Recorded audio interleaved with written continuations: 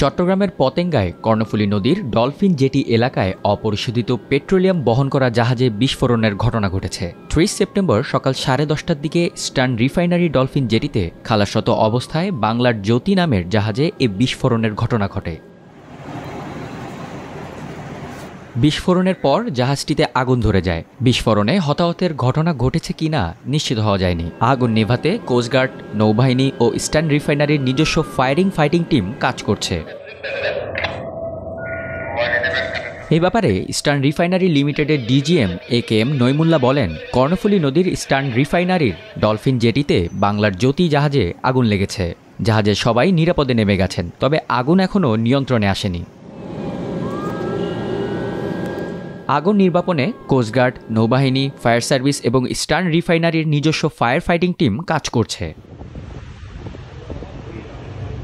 স্থানীয়রা জানিয়েছেন, জাহাজে আগুন লাগার পর কালো ধোঁয়ার কুণ্ডলী আকাশে ছড়িয়ে যায়। এতে আশেপাশের এলাকায় আতঙ্ক ছড়িয়ে পড়ে। জানা গেছে, বাংলার জ্যোতি ট্যাঙ্কার জাহাজটি বাংলাদেশ শিপিং কর্পোরেশনের মালিকানাধীন পুরনো জাহাজ।